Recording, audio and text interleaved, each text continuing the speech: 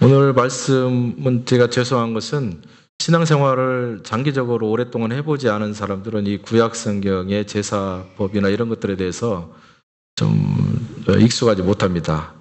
그래서 이해가 잘 안 될 텐데 죄송하게 생각하고 어쨌든 들어주시길 바랍니다.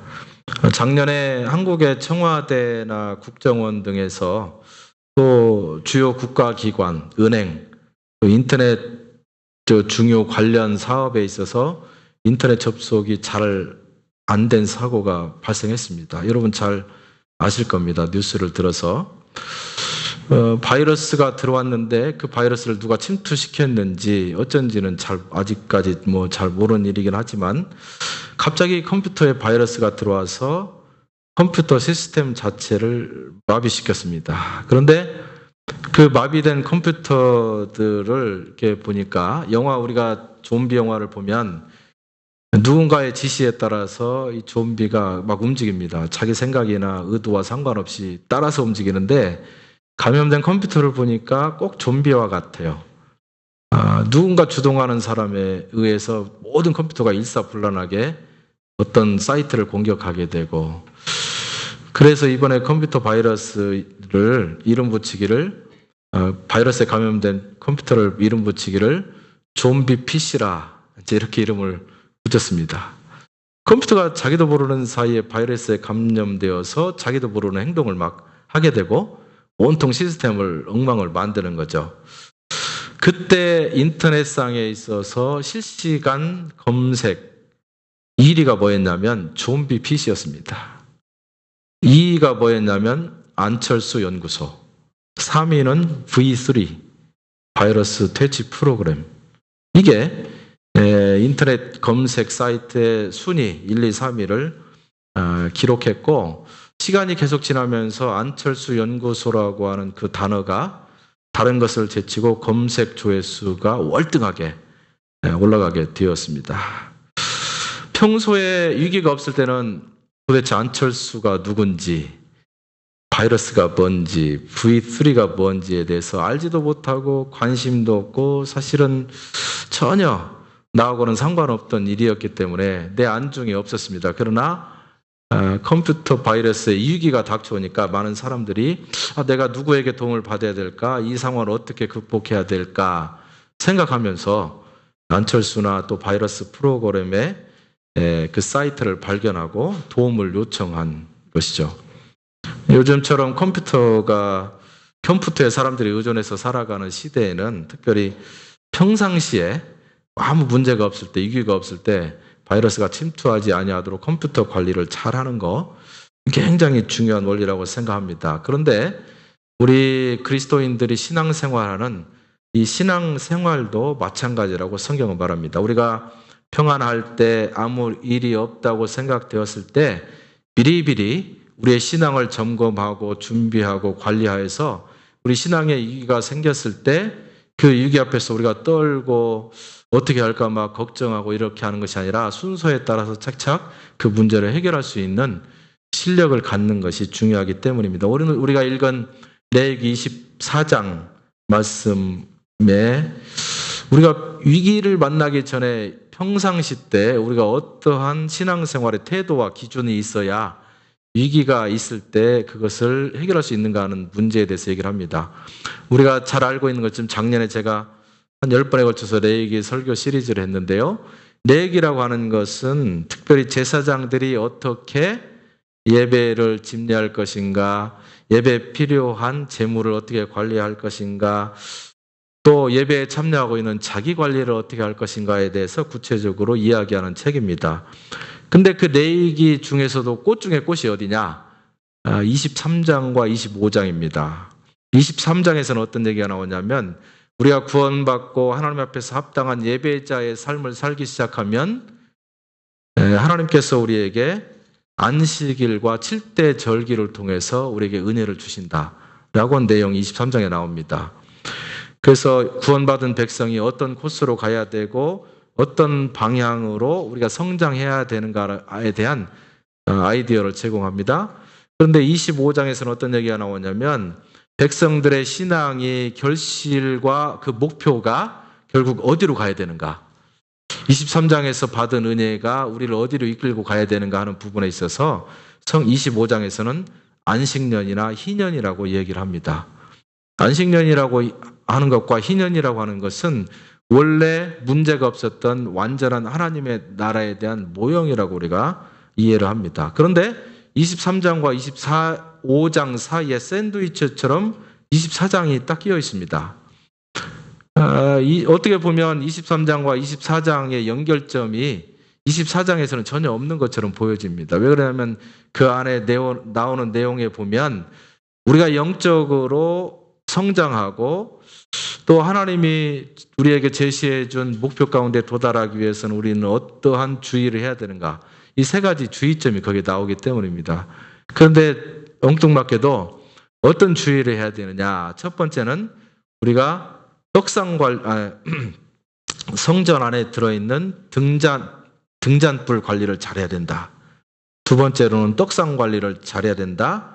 세 번째로는 하나님께 영광을 돌려 올리는 그 향단 관리를 잘해야 된다. 이런 엉뚱맞은 얘기를 합니다. 도대체 이것이 어떠한 연결점이 있길래 이 주의사항을 주는 것일까? 여러분, 우리가 하나님 앞에서 구원받고 하나님의 나라를 향해서 달려가는 동안에 많은 은혜를 체험하고 또 성령의 충만함 속에 거합니다. 그러나 그것이 우리는 땅에서 우리의 발을 땅에 붙이고 살아가는 존재이기 때문에 우리의 받은 은혜, 우리의 받은 성령 충만, 우리의 구원이 우리의 노력이 없이는 궁극적으로 하나님의 나라에 들어가기까지 지속되기가 쉽지 않다라고 하는 것을 우리는 잘 알고 있습니다. 그래서 성경에서는 24장을 거기에서 딱 끼워 넣어서 우리가 받은 구원과 은혜와 또 성령 충만함이 계속적으로 지속되기 위해서 우리가 어떤 주의를 해야 되고 어떤 관점을 가지고 신앙생활을 해야 되는가라고 하는 그 이야기를 하고 있습니다. 그러니까 생뚱맞은 것 같지만 그러나 잘 생각해 보면 연결점이 있다는 것을 우리가 보게 됩니다. 그래서 물론 지금은 신약시대입니다. 구약시대의 성전 안에 있었던 금촛대라든가 떡상이라든가 향단, 이런 것이 우리에게는 현재 예배에서는 전혀 소용이 없는 것입니다. 그러나 제가 오늘 말씀을 통해서 여러분과 나누고자 하는 것은 옛날에 성전 안에 있었던 그런 성물들, 기물들이 이 시대에 신앙생활을 교회에서 하는 저와 여러분에게 어떤 의미를 주는가, 거기에 대해서 한번 생각해 보고자 하는데, 오늘은 첫 번째 등잔불에 대해서만 한번 생각을 하고자 합니다. 미국 사람들이 잘 사용하는 농담 가운데 이 지구상에서 가장 개발이 되지 않는 암흑지대가 어디인가? 그것은 아프리카도 아니고 시베리아도 아니고 바로 여러분의 모자 밑에 있는 부분이다. 그런 얘기 들어보셨나요? 동양적인 속담으로 치면 뭐라냐면 등잔불이 어둡다, 이런 얘기를 많이 합니다. 무슨 말입니까? 사람들은 다른 부분들, 나 외에, 나 바깥에 있는 많은 것들에 대해서는 잘 보고 많은 지식이 있지만 사실은 자기에 대해서 가장 잘 모르고 자기의 어두운 면들을 잘 모른다, 이런 의미가 있습니다. 이 말을 반대로 말하면요, 우리가 얼마나 위대한 사람인지, 하나님이 얼마나 드라마틱하게 우리를 죄에서 구원하셨고 하나님의 백성을 만들어 주셨는지, 그리고 우리가 구원받은 백성으로 하나님 앞에 자녀로 살아가는 것이 얼마나 존귀하고 영광스러운 것인지에 대해서 우리가 알지 못할 수도 있다고 하는 사실입니다.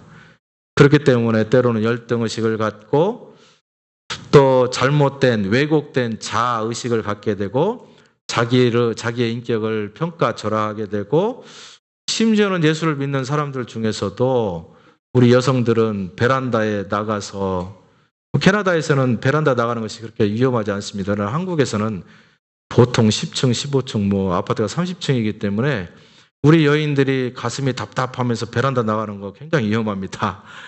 그 밖에 나가서 이렇게 밑을 쳐다보면서 여기서 뛰어내리면 괜찮으려나? 이런 생각을 하면서 베란다를 서성거리게 됩니다. 남자들은 어떻습니까?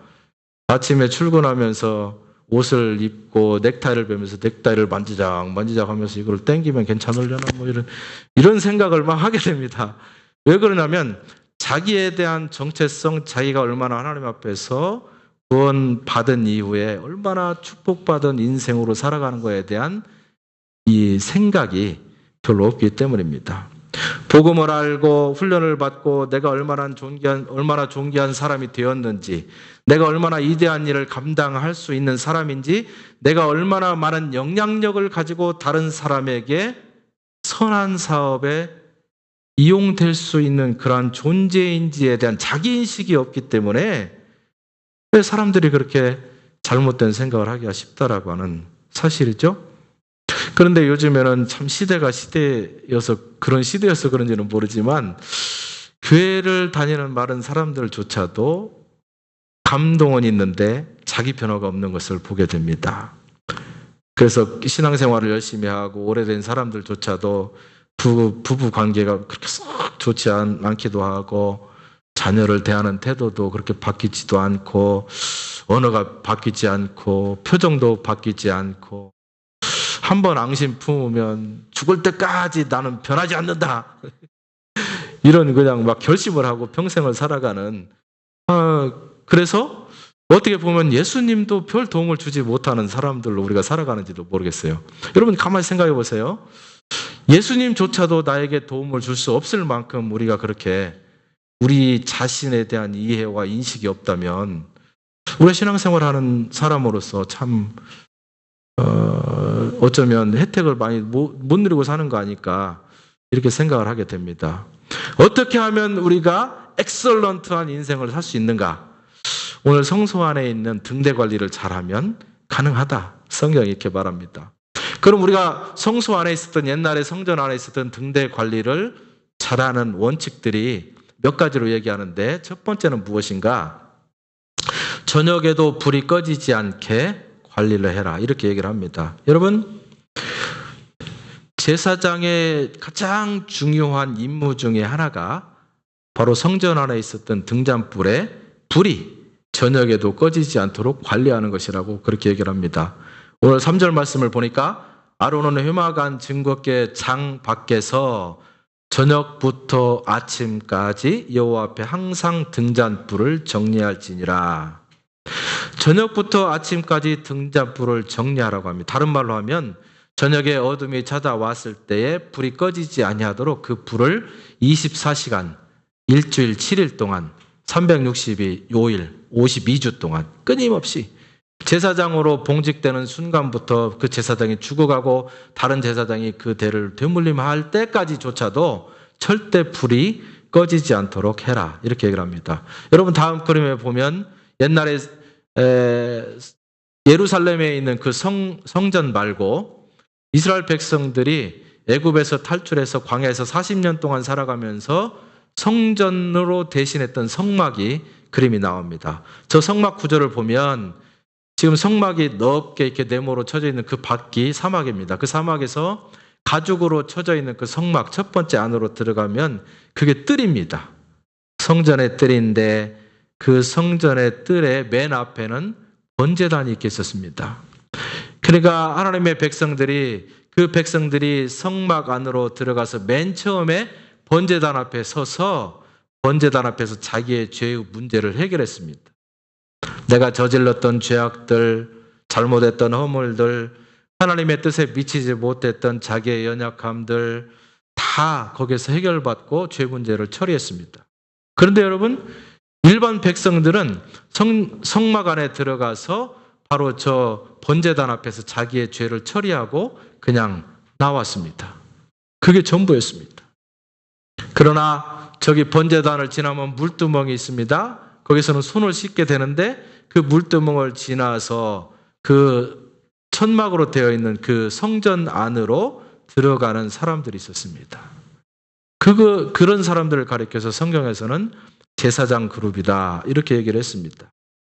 그런데 여러분, 오늘 오해하지 말고 들어야 되는 부분이 있습니다. 옛날에는 제사장 그룹이 별도로 있었습니다. 그러나 신약 시대를 살아가고 있는 저와 여러분, 교회 안에서 함께 신앙을 공유하고 있는 이 공동체 안에서는 목사도 제사장이고 집사도 제사장이고 모든 성도들이 동등하게 제사장이라고 하는 사실을 여러분 기억하고 이 말씀을 드려야 됩니다. 그런데 중요한 것은 뭐냐면 성경은 뜰에만 머무르는 백성들과 그 뜰을 지나서 성전 안으로 들어가는 제사장은 분명히 수준 차이가 난다고 얘기를 하고 있습니다. 왜 그렇습니까? 저 뜰은 위에 막이 없기 때문에 낮이 있고 밤이 있습니다. 낮에는 태양빛이 세게 내리쬐기 때문에 아주 밝습니다. 모든 것을 클리어하게 볼 수 있고 하고 싶은 일을 거기서 다 할 수 있습니다. 그러나 밤이 되면 어떻습니까? 어둠이 찾아옵니다. 밤이 되면 이 뜰에 있던 사람들은 아무것도 할 수 없어서 집으로 다 돌아가야만 됐다라고 하는 사실입니다. 그러나 성소 안으로 들어가는 사람은 오늘 말씀해 보는 것처럼 저녁부터 아침까지, 우리나라의 개념은 하루가 아침부터 저녁까지, 그러나 이스라엘은요 밖입니다. 창세기 1장 2장에 보면 저녁이 되며 아침이 되니 이는 첫째 날이라 이렇게 얘기하죠. 그래서 그것이 전통이 되었는지는 몰라도 지금 이스라엘에 가면 저녁 4시가 되면 그때부터 또 다른 하루입니다. 그리고 그 다음 날 저녁 4시가 되면 하루가 끝나는 거예요. 그래서 안식일이 언제냐? 우리는 토요일 날로 알지만 금요일 날 저녁 4시부터 그 다음 날 토요일 날 오후 4시까지가 안식일이에요. 네. 그래서 제가 이스라엘에 살 때 보면 금요일 날 저녁 4시부터 그 다음 날 토요일 날 오후 4시까지 공용버스가 하나도 움직이지 않습니다. 텔레비전에 그때 총리가 이츠학 라빈이었는데 절대 텔레비전에 나오지 않습니다. 텔레비전에 만약에 국가일을 하는 총리의 얼굴이 나오면 그날 바로 잘려요. 왜 거룩한 안식일에 일을 하냐? 그래서 공용버스도 사왔고 택시밖에 운영을 하지 못합니다. 이스라엘로 말하면 저녁이 되며 아침이 되니, 그러니까 저녁이 되면서부터 불을 준비하라고 하는 것은 하루가 시작되면서부터 불을 준비하기 시작해서, 말하자면 캄캄한 밤이 되면서부터 불을 준비해서 어둠이 왔을 때 그 어둠이 깜깜한 절망의 시간이 아니라 자연빛은 없어졌지만 태양빛은 사라져버렸지만 등대 불꽃을 밝게 비춰서 성막 안에는 환하게 비치도록 하라, 이렇게 얘기를 했습니다. 우리가 이 시대를 살아가는 저희 여러분에게 신앙적으로 한번 적용을 해보겠습니다. 대부분의 일반적인 사람들은 자연빛으로 살아갑니다. 제가 여기서 말하고 있는 일반인들은 하나님을 알지 못하고 구원의 대상이 밖에 있는 그냥 세상을 살아가는 사람들이라고 보면 됩니다. 이 대부분의 일반적인 사람들은 자연빛으로 살아갑니다. 그래서 태양이 뜨면 그 태양 밑에서 모든 일을 할 수 있지만 태양이 지고 나면 아무것도 할 수 없는 상황 가운데 처하는 것처럼 환경에 의해서 지배를 받게 됩니다. 잘 되면 내가 좋아하고 힘들면 절망하고 좌절하고 그것을 견디지 못해서 우울증이 찾아오고 아까 얘기했던 것처럼 베란다를 왔다 갔다 하고 넥타이를 만지작 하는 그런 삶들을 살아가게 됩니다. 이런 사람들을 가리켜서 우리는 무엇이라고 하냐면 뜰을 밟고 살아가는 사람들이다, 이렇게 얘기를 합니다.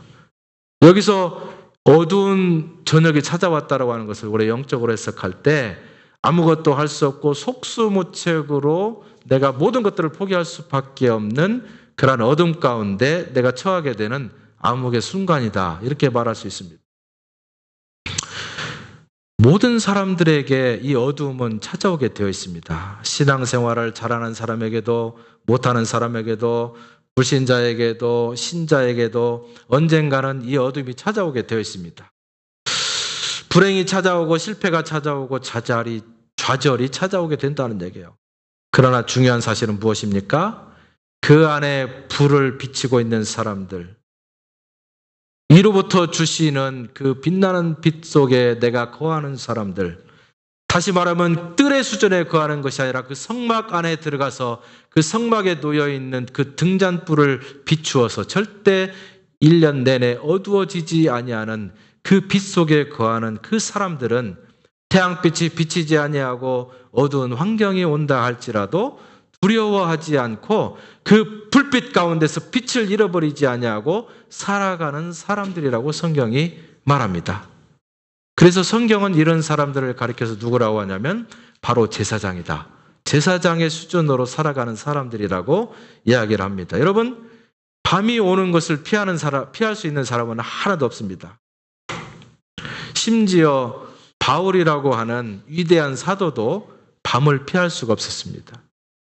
고린도후서 1장 8절에 보니까 이렇게 기록합니다. 형제들아 우리가 아시아에서 당한 환난을 너희가 알지 못하기를 원치 아니하노라. 바울 선생님이요 아시아에까지 와서 전도를 했습니다. 그런데 거기에서 어둠이 찾아왔어요. 어떤 어둠이 찾아왔냐? 너무나 많은 환난과 고난을 당하게 되었습니다. 어떤 고난이냐면 힘에 지나도록 심한 고생을 받아 살 소망까지 끊어지고 우리가 마음에 사형 선고를 받은 줄 알았더니, 여러분 살 소망이 끊어지고 사형 선고를 받은 줄을 알았다라고 하는 표현이 무엇을 뜻합니까? 우리말로 하면 이젠 끝장이구나. 이젠 죽었구나. 나는 더 이상 살아날 여지가 없구나. 라고 생각할 만큼 자기의 환경이 힘들고 어려웠다라고 하는 사실이에요. 이처럼 누구에게나 신앙인에게나 신앙인이 아니거나 상관없이 어둠이라고 하는 거, 고난이라고 하는 거, 고통이라고 하는 거는 찾아오게 되어 있습니다. 그러나 중요한 사실은 뭐냐면 빛의 사람은 그 어둠 속에서 메시지를 찾는다라고 하는 사실이에요. 다른 말로 하면 희망을 본다는 얘기입니다.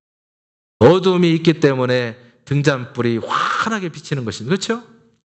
그 등잔불을 비추는 사람은 어둠이 있어야만이 진정으로 내가 은혜 가운데 있구나. 내가 반짝반짝 빛나는 이 불 밑에서 내가 생명이 존재하고 있구나 하는 것들을 느끼게 된다는 겁니다. 들을 살아가는 사람은 어둠이 오면 자기를 포기하게 되어 있습니다. 그러나 어둠을 비추는 영적 불에 노출되어 있는 사람은 어둠이 오는 것이 즐겁습니다. 왜 그렇습니까? 어둠이 나에게 올 때 하나님이 나에게 무엇이라고 말씀하는가에 대한 희망을 보기 때문인 거예요. 하나님이 뭐라고 말씀하십니까? 너의 육신을 의지하고 세상을 의지하고 그렇게 너희가 살아가는데 앞으로 그렇게 하지 말고 무너지기 쉬운 육신을 의지하지 말고 너를 죽은 자 가운데서 다시 살리는 여호와 하나님을 의지하고 그를 붙잡고 살아가야 된다는 메시지를 그 어둠 속에서 우리 가운데 들려주신다라고 하는 사실이에요. 이것이 빛이 비추게 되면 어떤 고난도 우리를 넘어뜨리지 못하게 하는 수준으로 살아가는 제사장 수준이라고 성경이 말합니다. 불행이 더 이상 우리를 불평하게 하지 못하게 합니다. 이것이 바로 성소 안에서 살아가는 사람들이고 이 땅에서 살지만 그러나 성소의 빛을 끄지 아니하고 살아가는 사람들의 모습이다. 성경이 이렇게 말합니다. 여러분 우리는 하나님의 자녀인 걸 여러분이 다 확신할 줄 믿습니다. 위기를 당할 때의 절망과 좌절을 볼 것이 아니라 여러분 입에 힘을 줘야 됩니다. 어떻게 줍니까? 이 어두움과 위기와 절망 속에서 틀림없이 이 틀자를 여러분 좀 세게 해야 돼요. 그냥 틀니가 빠지도록 그냥 틀림없이 이 어둠 속에서 하나님께서 나에게 말씀하시는 것이 있을 텐데 라고 하는 생각을 여러분이 가져야 돼요. 여러분이 위기절명의 상황 가운데 빠졌을 때 여러분의 등대에 불을 비치는 여러분의 행동은 무엇인 줄 아십니까? 어두워서 헤매고 그냥 그 주저앉아서 모든 것을 포기하는 것이 아니라 틀림없이 이 상황을 통해서 하나님께서 나에게 말씀하시는 포인트가 있을 것이다. 그래서 하나님을 향해서 여러분의 시각과 여러분의 초점을 맞추는 것입니다. 그것이 바로 여러분의 등잔불을 켜는 행동이라는 것을 잊어서는 안 됩니다. 무슨 뜻입니까? 관점을 달리하라는 얘기예요. 어느 것 하나 쓸데없는 고난은 우리에게 주어진 적이 없다. 내가 어떻게 할까요? 여러분 하나님께 물어보면 된다는 거예요. 아이고 나 죽겠습니다. 내가 베란다로 나가서 한번 밖을 한번 보겠습니다. 넥타이 오늘 한번 또 만지작거리겠습니다. 이런 게 아니고 그런 게 아니고 하나님 내가 어떻게 할까요? 어떻게 할까요? 하나님의 뜻이 있을 텐데 제가 해석을 하지 못하고 있습니다. 내가 해석하지 못하고 있는 그 포인트가 무엇입니까? 하나님 분명히 하나님의 뜻이 있을 텐데 그 뜻을 나로 하여금 깨닫게 해주십시오라고 하나님 앞에 나아가는 것입니다. 하나님께서 저와 여러분 앞에 배열하신 것은 그 어떤 것 하나도 구속사적인 입장에서 우리에게 은혜를 주시고자 하는 의도를 가지지 않고 배열한 것이 없다라고 하는 사실을 신뢰하는 것. 그것을 성경에서는 믿음이라고 얘기합니다. 예. 여러분은 항상 기도할 때 나에게 믿음 주십시오. 믿음대로 하겠습니다. 100번 얘기하는데 내가 어떤 태도로 믿음을 지켜야 되는지 잘 몰라요. 하나님께서는 나에게 주시는 그 어둠과 어려움과 좌절 속에서 틀림없이 나에게 주시고자 하는 메시지가 있을 것이다라고 하는 사실을 신뢰하는 것, 절망하지 않고 내 태도를 바꾸는 것, 이것이 믿음이라고 성경은 정의합니다. 여러분, 경제적인 위기가 왔을 때 우리가 그 위기를 잘 극복하기 위해서 미리 하는 행동이 있습니다. 그걸 뭐라고 하죠? 저축, 적금이라고 합니다. 그렇죠? 적금이라고 하는 것은 어두움이 오고 위기절명이 오고 경제적인 파탄이 왔을 때 하는 행동이 아니에요. 언제 합니까? 내가 평안할 때, 경제적으로 여유가 있을 때, 그리고 나에게 경제적인 어떤 어려움이 있을 것이라고 하는 상상을 전혀 할 수 없는 그러한 풍요로움의 시대에 내가 조금씩 모아서 이렇게 전략해서 은행에 저축하는 것입니다. 그렇게 저축을 하면 어떻게 됩니까? 경제적인 위기절명의 시대에 내가 저축했던 것을 통해서 그 위기를 극복하게 됩니다. 그렇죠? 우리의 신앙생활도 마찬가지입니다. 사람들은 갑자기 어려워지고 막 우리가 경제적으로 주저앉고 가슴이 답답하고 베란다 문을 막 열고 싶을 때 그때 하나님 앞에 엎드려서 기도해요. 여러분 이미 늦었습니다. 왜 그런 줄 아십니까? 경제적인 위기에 처했을 때는 적금할 수 있는 돈이 없기 때문에 그런 거예요. 여러분, 우리가 풍요로울 때, 우리가 평안할 때, 나에게 위기가 없다라고 느껴질 그때에 하나님 앞에 차근차근 하루에 10분씩, 어떤 사람은 30분씩, 어떤 사람은 1시간씩 무릎 꿇고 앉아서 하나님 참 감사합니다. 내가 지금 위기절명이 아니고 평안한 때에 어떻게 살아야 위기 상황이 오지 않겠습니까? 물어보고 기도하고 계속적으로 기도를 찾고 정립하는 것입니다. 그걸 뭐라고 부릅니까? 적금이 아니라 적도. 그렇죠? 여러분 세상에서 나중에 은퇴하고 잘 살기 위해서 적금만 하지 마시고 여러분의 영적 풍요로움 속에서 영적인 위기절명의 시간이 오기 전에 여러분 기도를 모을 수 있기를 축원합니다. 네. 기도는 그렇게 하는 거예요. 나는 괜찮아요. 나는 평안해요. 그냥 뭐 룰루랄라로 돌아다니는 것이 아니라 평안하고 기쁠 때, 나에게 시간이 남을 때, 경제적인 여유가 있을 때, 그리고 내가 하나님 앞에 무릎 꿇고 감사할 수 있는 마음의 여유가 있을 때, 그때 시간을 쪼개서 하루에 1시간씩 하나님 앞에 기도하고, 네? 그렇게 감사하는 것입니다. 그런데 교회에서 목사님이 다마다 만나게만 하면 기도하세요. 왜 기도 안 합니까? 왜 이렇게 나를 목사가 볶아먹는지. 아이고 힘들다. 아이고 요즘에 또 거기에다가 여전도회 회장은 또 릴레이 기도 또 테이블까지 만들어가지고 언제 기도할래 막 쫓아와서 이름 써라. 또 전화해가지고 뭐 그 시간에 기도했냐 안 했냐 막 쪼아대죠. 아이고 목사님도 그러고 여전도 회장도 그러고 그냥 죽겠어. 그래. 여러분 왜 기도하라는 것이 여러분 마음 가운데 다가오지 않습니까? 왜 그래요? 쉽습니다. 내가 평안하기 때문에 그런 거예요. 평안하기 때문에. 여러분 생활이 평안하고 여러분이 지금 그냥 괜찮은 거예요. 그렇기 때문에 기도하라고 하는 사람들의 소리가 귀찮은 거예요. 네. 여러분 기도할 수 있을 때, 시간 있을 때, 평안할 때 기도하실 수 있기를 축원합니다. 여러분 급한 상황이 오고 아차 기도해야 되겠구나. 내가 기도가 늦었구나. 생각할 때 늦습니다. 왜 그런 줄 아세요?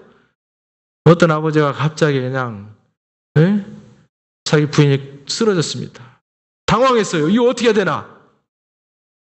그러니까 아들을 막 부르더니 야야야야 119 전화번호가 몇 번이냐? 이렇게 물어보더래요. 세상에. 당황하면 이렇게 당황하면 누가 옆에서 쓰러지면 어떻게 해야 되는가? 네. 호흡법 있잖아요. 4초 동안 누르고 입을 불고 또 4초 동안 누르고 입을 불고 네. 기도를 어떻게 유지해야 호흡이 잘 되는지 그렇잖아요. 네. 2년, 3년 전, 4년 전에 제가 농장에 잠깐 살 동안에 너무 더웠습니다. 날씨가 뭐 보통 올라가는 게 아니에요. 근데 그 아주머니가 털이 이렇게 많이 난 개를 키웠는데 너무 더우니까 이게 일사병이 걸렸나 봐요, 개가. 그러니까 3일 동안 먹지도 않고 막 그늘 속에 들어가지고 캑캑거리고 막 그러는 거예요. 그러니까 이 아주머니가 가만히 보더니 야 이거 안 되겠다. 더워서 그런가 보다 하고 물이 여기 수돗물이 얼마나 차갑습니까? 시원하라고 그냥 개에다가 호수를 갖다가 물을 팍 뿌리더니 입에다가 호수를 넣어준 거예요. 30분에 가보니까 사망하셨어요. 참 딱합니다. 개를 잘 키우는 거 굉장히 중요하지만 개가 위기 상황에 왔을 때 어떻게 관리를 해야 죽지 않는 것을 미리 알아야 돼요. 그런데 갑자기 개가 막 헐떡거리고 하니까 다급한 나머지 자기의 잘못된 상식으로 그 문제를 해결하려고 하니까 30분이 되니까 걔가 죽는 거예요. 여러분, 내가 평안할 때, 내가 행복할 때, 내가 여유가 있을 때 하나님 앞에 무릎 꿇고 하나님, 내가 하나님의 뜻에 지금 맞게 살고 있습니까? 하나님이 나에게 말씀하시는 것을 내가 행동에 옮기고 있습니까? 내가 신앙생활하면서 20년, 30년이 됐는데 내 언어가 바뀌었습니까? 내가 다른 사람을 대하는 태도가 바뀌었나요? 내 얼굴의 표정이 좀 좋아졌나요? 다른 사람의 고통에 내가 지금 동참하고 있나요? 하나님의 말씀에 순종할 준비를 내가 하고 있습니까? 주일 성수를 잘합니까? 네. 말씀대로 살아가고 있으면 계속 점검을 하는 거예요. 그러면 하나님이 평안할 때 그거 아니다. 너 그거는 100점인데 요건 빵점이다. 그건 잘했으니까 계속 그렇게 하고 요거는 좀 바꿔라. 끊임없이 얘기를 해야 됩니다. 위기가 왔을 때 그러면 착착착 1번부터 10번까지 A, B, C, D 딱딱딱 구분해가지고 어떻게 처방을 해야 되는가를 여러분이 잘 할 수 있습니다. 그런데 이거 준비를 안 해놔가지고 적도로 해놓지 않아가지고 막 갑자기 119 전화번호 빨리 찾아오라고. 이거 우리가 어떻게 해야 되냐? 기도는 어떻게 해야 되냐? 뭐 예수님의 이름으로 시작해야 되냐? 하나님의 이름으로 시작해야 되냐? 헷갈려가지고 기도를 1시간 해야 되냐? 눈물을 흘리면서 해야 되냐? 그럼 눈물을 2방울 흘려야 되냐? 10방울 흘려야 되냐?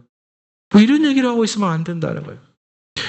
불이 저녁부터 꺼지지 않게 하라는 얘기는 뭡니까? 위기절명의 순간에도 그 미리미리 정립한 나의 기도와 나의 삶의 태도와 하나님과 계속적으로 조명된 나의 변화된 인격이 위기 상황에서 어떻게 그 문제를 해결할 수 있는가를 스스로 해결할 수 있도록 내가 준비해야 된다고 하는 사실입니다. 늘 깨어서 기도하고 성령의 인도를 받고 밤이 되어도 불이 꺼지지 않도록 하는 것. 이것은 거룩한 제사장으로 부름받은 저와 여러분이 해야 되는 첫 번째 원리라고 하는 사실이에요. 두 번째는요, 등잔 관리를 잘하라고 합니다. 24장 3절에 보니까 아론은 회막 안 증거궤 장 밖에서 저녁부터 아침까지 여호와 앞에 항상 등잔불을 정리할지니 이렇게 얘기하고 있습니다. 여기 개역성경에 보면 등잔불을 정리하라 이런 얘기를 간검하라 이렇게 나옵니다. 정리하라는 얘기가 좀 비슷한 얘기입니다. 좀 쉽게 얘기하면 옛날에 호롱불을 켜고 사는 시대에 살았던 분들이 여기 몇 명 있습니다. 호롱불을 켜면 어떻게 해야 됩니까? 호롱불을 기름을 일단 많이 넣어줘야 돼요. 두 번째로 관리해야 되는 것이 무엇입니까? 심지 관리해야 돼요. 네. 기름을 아무리 많이 채워도 등잔 관리, 다시 말하면 심지 관리, 그 뒤에 있는 것을 떨어내고 심지를 위로 살짝 빼주지 않으면 불이 어떻게 합니까? 소멸되게 돼 있어요. 바로 이런 원리입니다. 관리한다는 것은 무슨 말입니까? 24장 2절에 보니까 이스라엘 자손에게 명하여 감람을 찌어낸 순결한 기름을 켜기 위하여 내게로 가져오게 하라, 이렇게 했습니다. 다시 말하면 등잔불을 잘 관리한다는 것은 불이 꺼지지 않도록 하기 위해서 감람류 기름을 짜가지고 가지고 오라고 하라고 이렇게 얘기를 합니다. 여러분, 여기 캐나다에서는 기름 중에서 비싼 기름이 감람류인 걸 여러분 아시죠? 올리브유. 감람나무가 올리브나무예요. 올리브유가 좋습니다. 아주 좋은 기름인데 올리브유를 만들 때 어떻게 만드냐면 감람나무 열매와 잎사귀와 그 줄기를 함께 놓고 쥐어 짜가지고 기름을 만든다고 그래요. 그런데 오늘 여기에 성경에 나오는 관유로 쓰고 성막 안에서 제사장들이 쓰는 기름은 어떤 기름을 가져오라고 하냐면 순전한 기름을 가져오라고 해라. 다시 말하면 이파리나 줄기나 이런 데서 짠 기름 말고 알맹이에서만 짠 기름을 가져오도록 해라. 그런데 그 알맹이에서 기름을 짜낼 때 어떻게 하느냐? 으깨라. 예. 찌어내라. 그 알맹이를 찍고 또 찌어서 완전히 가루가 되게 해서 그것을 짜서 기름을 내도록 이렇게 얘기를 합니다. 다시 말하면 하나님은 우리 속사람이 으깨어지기를 원하신다라고 하는 사실이에요. 하나님은 우리의 인격에, 우리의 마음속에, 사람을 대하는 태도 속에, 사람을 귀하게 여기는 우리의 마음가짐 속에, 하나님의 말씀대로 살아가는 우리의 결단 속에, 그리고 하나님의 백성답게 경건하게, 적어도 성실하게 진실되게 살아가는 우리의 태도 속에서 정결한 기름이 흘러나오는 것을 원하신다라고 하는 사실이에요. 감람 기름을 짤 때 찌라고 하는 의미가 있습니다. 그것은 뭐냐면 하나님께서는 우리 인격 속에서 성령의 순수한 기름이 흘러나올 때까지 우리에게 아까 밤이 오듯 어두움과 시련과 고난과 환경들을 그렇게 만드시겠다고 하는 사실입니다. 찢는 거예요. 우리 인격 속에, 성품 속에, 살아왔던 우리의 습관 속에, 우리의 몸에 배어있는 잘못되어진 그 습성 속에 성령의 기름이 다 분포되고 또 그 몸으로부터 흘러나오기까지, 그래서 우리의 태도가 바뀌고 우리의 삶이 바뀔 때까지 우리를 으깨고 찢고 우리를 그렇게 다루시겠다는 것입니다. 등잔을 관리한다는 것은 바로 그것입니다. 여러분, 옛날에는 성전이 눈으로 보이는 건물이었는지 모르지만 그러나 신약 성경은 다릅니다. 성전이 뭡니까? 바로 우리 자신이에요. 너희가 성령이 거하시는 전인 줄을 알지 못하느냐? 우리 안에 예수 그리스도가 살아계시고 성령이 임재하시면 그 성령 하나님의 임재하심을 담고 있는 내가 바로 성전이라는 거예요. 성전 관리, 불 관리, 등불 관리 잘하는 것은 무엇입니까? 나 인격을 부수고 내 인격을 찢고 나를 계속 갈아대는 것입니다.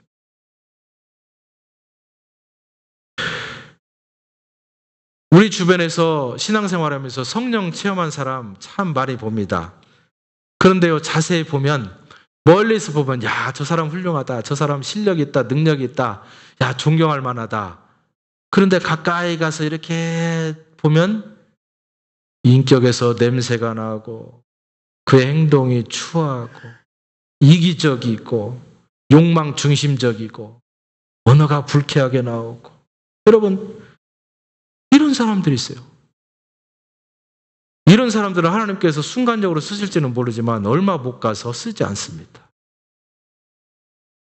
성령이 들어서 쓰시는 사람들이 끝까지 다 갈 거라고 생각하면 착각이, 그렇지 않아요. 왜 그렇습니까? 네? 자기 자신을 시간을 두고 으깨고 깨고 인격을 변화시키고, 그래서 자기 삶의 온통 모든 부분들을 통해서, 다시 말하면 자기 인격을 통해서, 자기 언어를 통해서 그 얼굴의 모양을 통해서 다른 사람을 대하는 태도를 통해서 으깨어진 자기 모습을 통해서 성령의 기름 부음이 스며 나오는 그런 모습이 있어야 된다는 거야. 어떤 사람은 오래 걸러져서 성품을 갈아붙이고 인격이 바꾸기 위해서 그냥 모세처럼 장구한 세월 40년, 80년 동안을 으깨는 과정을 거치는 사람이 있습니다. 그러니까 본인이 너무 힘들어서 나중에 어떻게 해요? 하나님, 나는 왜 이렇게 고통만 주시나요? 입으로 곧 그렇게 탄식할 만큼 사람이 으깨지는 사람이 있습니다. 그러나 하나님께서는 그 어둠 속에서도 그에게 말씀하십니다. 뭐라고 합니까? 조금만 더 참아라. 조금만 더 참아서 너의 갈아진 인격 속에 으깨진 내 삶의 태도 속에서 곧 기름이 나오도록 내가 하겠다. 거룩하고 순전한 기름이 분명히 나올 것이다. 여러분, 여러분의 인생이 어렵고 힘들고 나는 암흑 속에 있다. 내 인생이 왜 이렇게 꼬였는지 모른다라고 생각되는 사람이 있습니까? 여러분 자신을 한번 돌아보면서 하나님께서 여러분에게 지금 말씀하시는 그 미세한 음성을 들을 수 있기를 축원합니다. 하나님이 뭐라고 합니까? 야, 조금만 참아라. 조금만 견뎌라. 네 인격이 조금만 더 바뀌어야 된다. 내가 지금 너를 그냥 편안하게 해주면 네가 언제 바뀔지 모르기 때문에 내가 더 조이는 것이다. 내가 죄일 때 힘들지만 좀 참고 너 스스로도 네 인격을 갈아붙여라 좀. 태도도 바뀌어라. 다른 사람을 사랑할 줄 아는 마음도 좀 가져라. 그렇게 되면 어떻게 됩니까? 야망이 섞이고 욕망이 섞이고 그래서 더러운 기름이 아니라 하나님을 위하고 사람을 사랑할 줄 알고 다른 사람을 기뻐할 줄 아는 그래서 하나님 앞에 거룩하게 쓰임 받을 줄 아는 순전한 기름, 그 깨끗한 기름, 이 기름이 우리로부터 드러나올 줄 믿는다는 거예요. 여러분, 결혼을 앞둔 신부에게 필요한 것이 아름다움이 아닙니다. 돈이 많고 화려하고 경력이 있는 것이 중요한 게 아니에요. 결혼을 앞둔 신부에게 가장 중요하고 없어서는 안 되는 유일한 것이 무엇입니까? 그 조건이 무엇입니까? 바로 순결이에요. 깨끗함입니다. 오늘 저와 여러분이 하나님 앞에서 신부처럼 서 있다고 성경은 말합니다.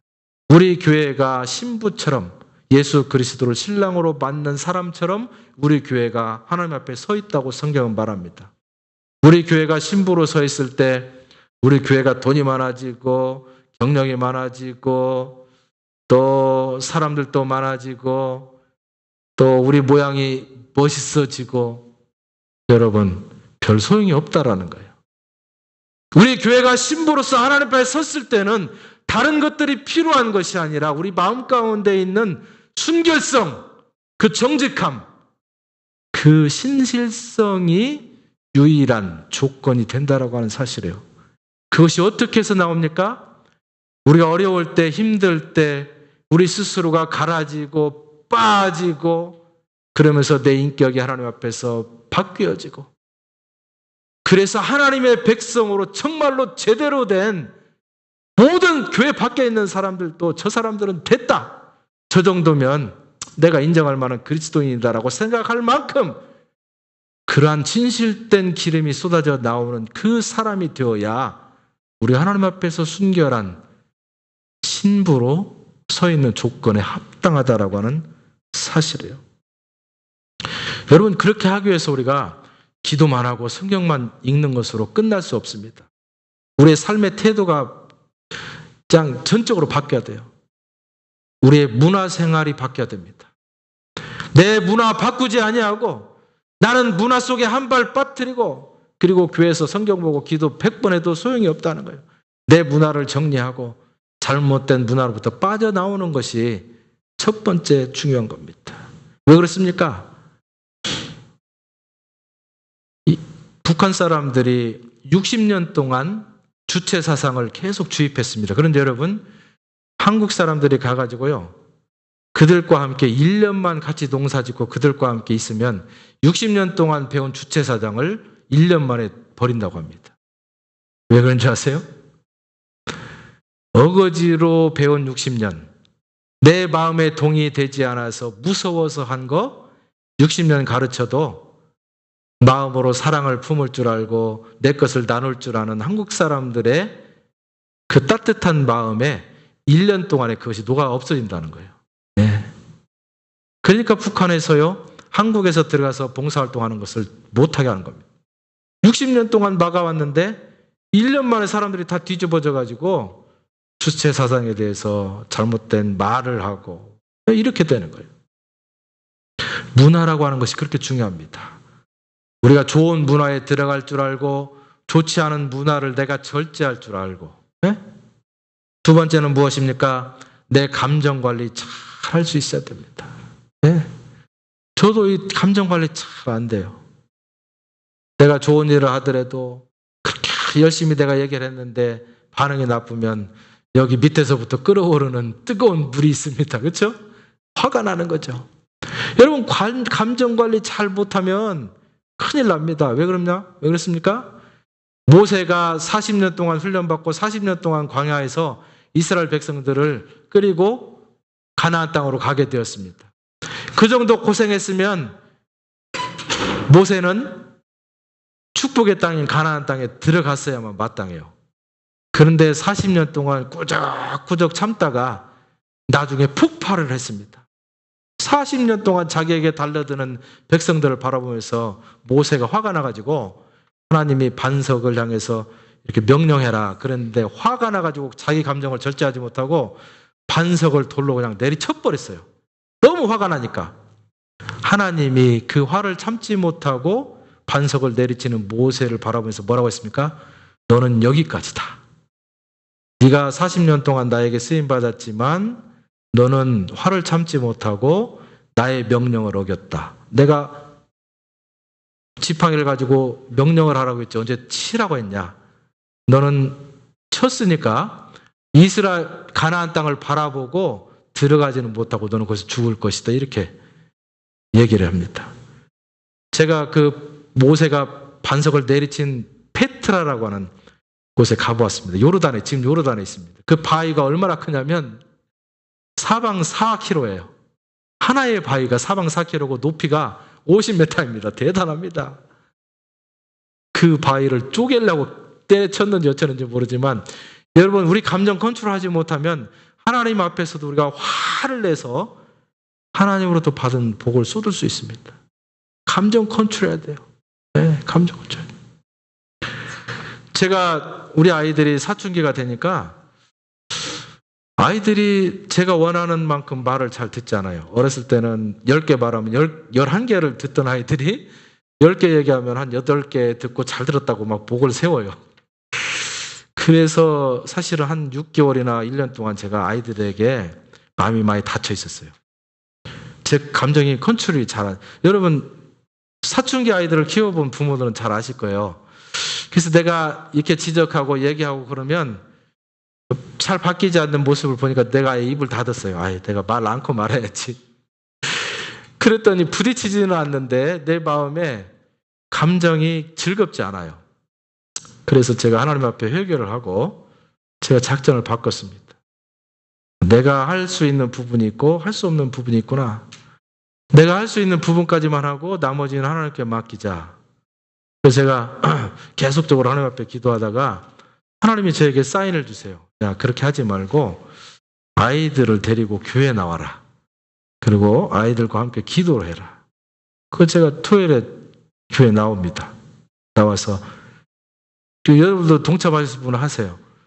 토요일 날 제가 설교 준비 다 하고 예배 준비 다 하고 난 다음에 9시에 아이들 데리고 여기 옵니다. 그래서 아이들 보고 한 20분 동안 기도해라. 기도한 다음에 너희들의 기도 제목을 놓고 내가 안수 기도하겠다. 그래서 어제도 다 앉혀놓고 기도한 다음에 내가 하나하나 머리를 눌러서 기도를 했습니다. 그리고 나니까 내 마음이 컨트롤이 돼요.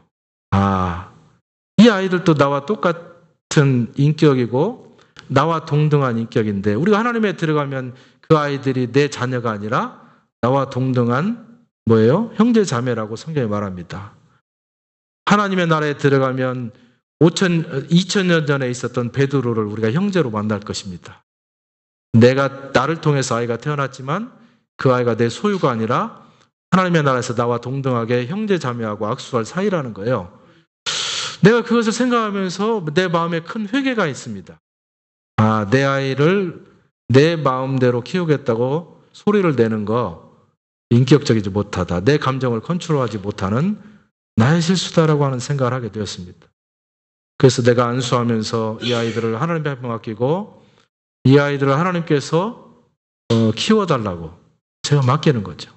성경에 보면 목사가 성도들을 위해서 기도하는 것이 아니라 여러분 스스로가 여러분의 자녀들을 위해서, 가족을 위해서 기도할 권한이 있다고 얘기합니다. 여러분 아이들 막 쥐어잡고 아닌 것을 막 뭐라고 하려고 하지 마시고 일주일에 한 번 정도 집에서 하는 것하고 좀 다릅니다. 집에서는 저녁마다 가정예배 들으시고 적어도 일주일에 한 번씩 교회로 아이들을 데리고 오세요. 그래서 우리 집에 홈스테이 하는 아이들도 있지만 그 아이들 제가 좀 뺐습니다. 왜 그런가? 자녀 교육은 부모가 자녀와 1대1로 만나서 해야 될 부분이 있더라고요.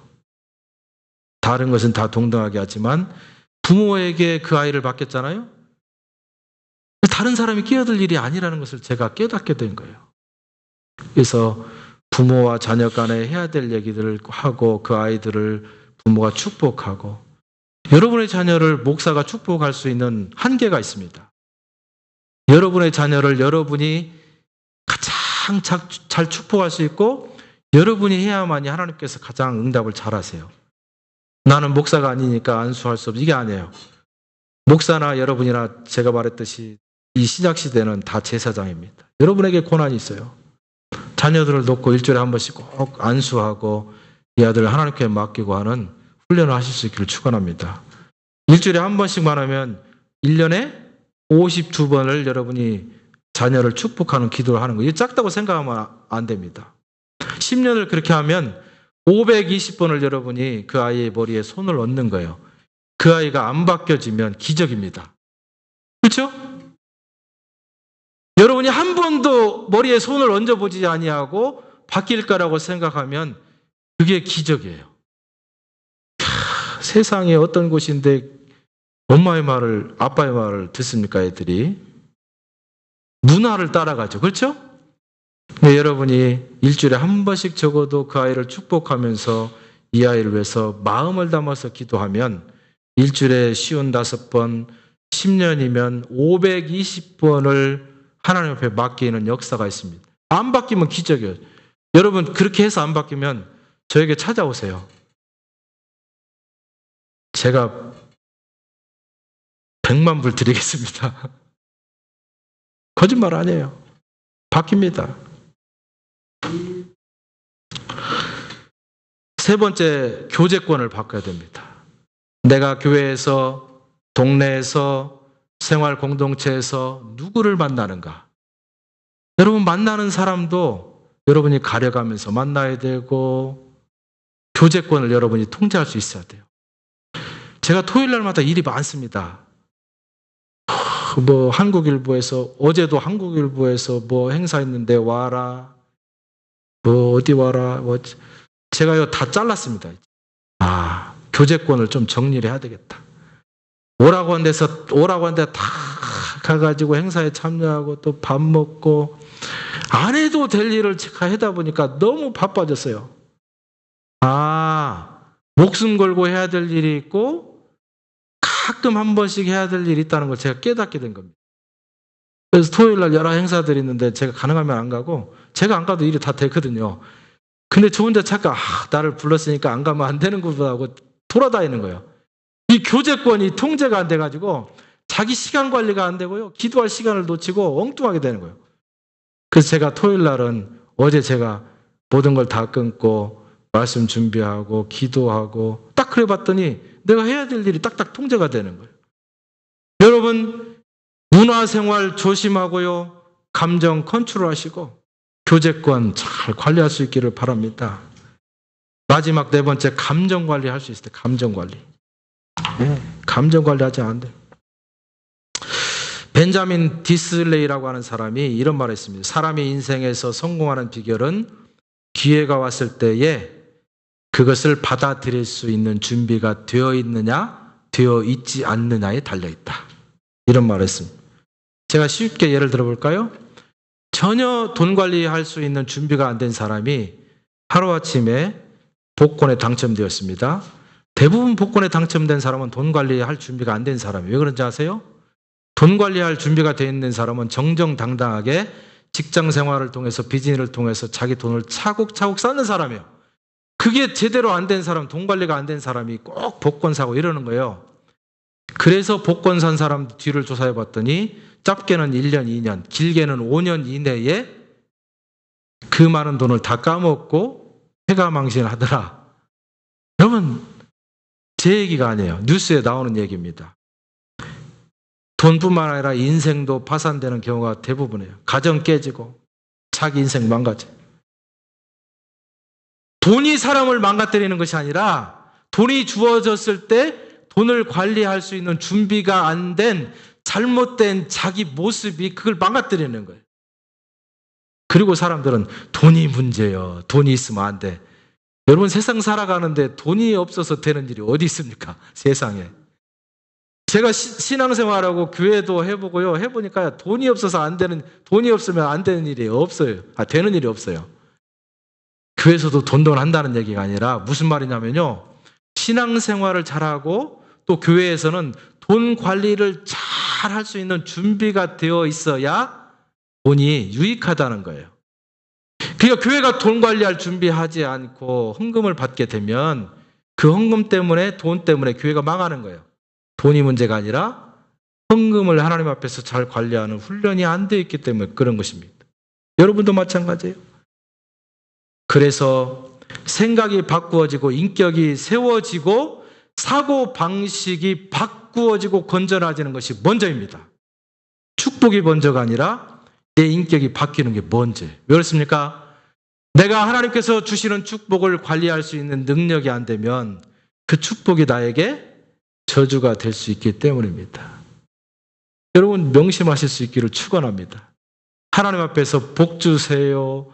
나에게 좀 이 문제 좀 해결해 주세요. 돈 좀 주세요. 이런 얘기 하지 마세요. 백날 그렇게 해도 어린아이가 엄마한테 나 부엌 칼 좀 주세요. 갖고 놀게 해요. 이런 거 똑같아요. 어머니가 안 되죠. 당연히 안 됩니다. 그 아이가 성장해서 그 칼 관리 잘할 수 있는 수준이 되었다고 했을 때 어머니는 필요할 때 옛다 칼 있다고 주는 거예요. 그렇죠? 하나님도 마찬가지입니다. 나에게 돈 주세요. 환경 주세요. 차 주세요. 비즈니스 주세요. 절대 안 됩니다.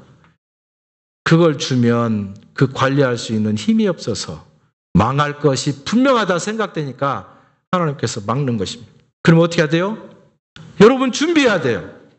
관리해야 됩니다. 나에게 10,000원이 생겼을 때 어떻게 쓸 것인가? 네? 나에게 비즈니스가 있었을 때 어떻게 정직하게 그 비즈니스를 운영할 것인가? 그 생각 안 하고 하니까 비즈니스 하게 되면 내가 돈을 많이 잘못된 생각으로 벌면 어때요? 다른 사람이 힘드는 거예요. 쉬운 말로 등을 치는 거죠. 그렇죠? 비즈니스는 나도 유익되고 다른 사람도 유익되도록 하는 것입니다. 그게 준비된 사람이에요. 어떤 의사가 치료를 할 때 단돈 10,000원을 받고 치료를 했습니다. 그러면 그게 10,000원어치의 가치가 아니라 그 10,000원어치의 치료를 하기 위해서 의사는 어떻게 했어요?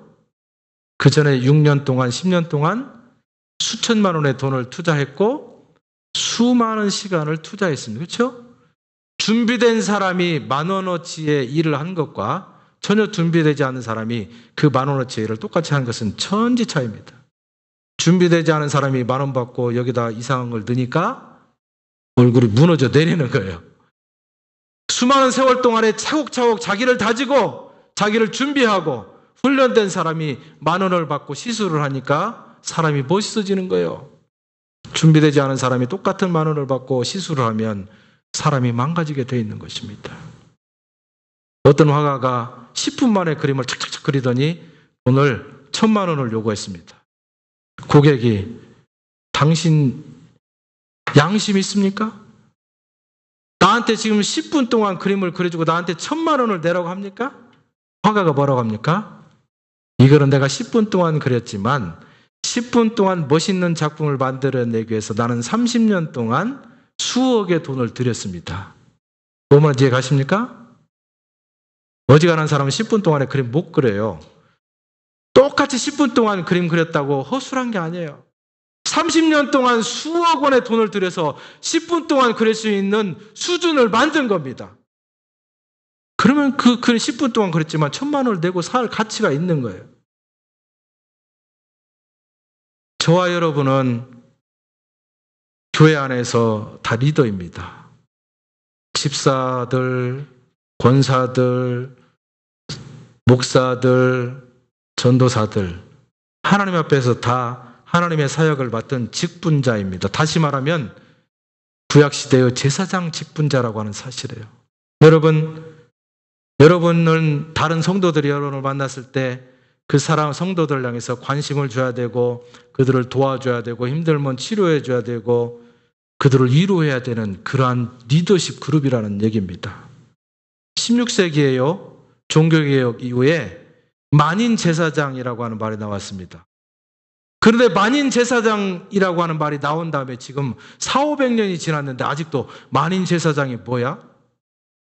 만인 제사장이 신학적인 어떤 용어인가? 이렇게 얘기하는 시대가 되었습니다. 만인 제사장이 무엇입니까?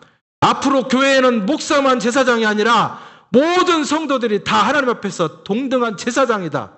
이게 만인 제사장주의예요. 그러니까 제가 지금까지 설교한 제사장 그룹은 누굽니까? 바로 여러분들이란 사실이에요.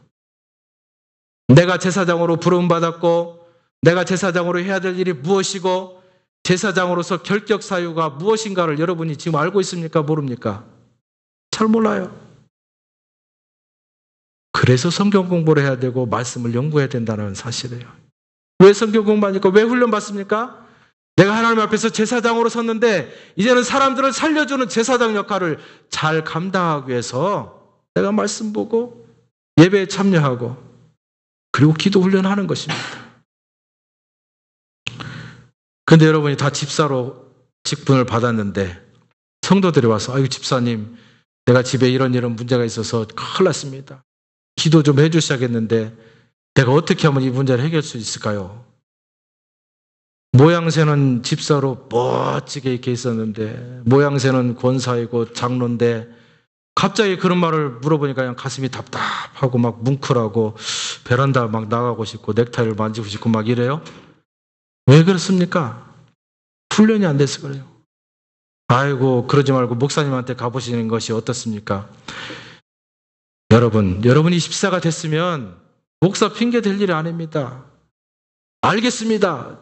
제가 기도해 드리겠습니다. 기도 다 마친 다음에 걱정 마십시오. 잘 해결될 겁니다. 이렇게 해야 돼요. 왜 그게 안 됩니까?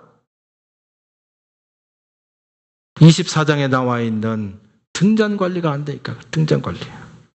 여러분 꼭 등잔 관리하실 수 있는 여러분 될 수 있기를 축원합니다. 우리 기도하겠습니다. 우리 한 1분 동안 묵상으로 결단의 기도를 할 수 있기를 바랍니다. 여러분은 하나님 앞에서 다 왕같은 제사장으로 또 거룩한 백성으로 부름받았다고 했습니다. 제사장에 주어진 성전 관리, 특별히 등잔 관리를 통해서 저녁에도 불이 꺼지지 않게 하는 것, 항상 하나님 앞에서 꺼지지 않는 기도의 사람 되시기를 바랍니다. 등잔 관리 잘할 수 있기를 바랍니다. 위기와 고난 가운데서 여러분이 으깨어지는 과정을 통해서 안팎으로 성령이 충만한 준비된 자가 되실 수 있기를 여러분 기도하실 수 있기를 바랍니다.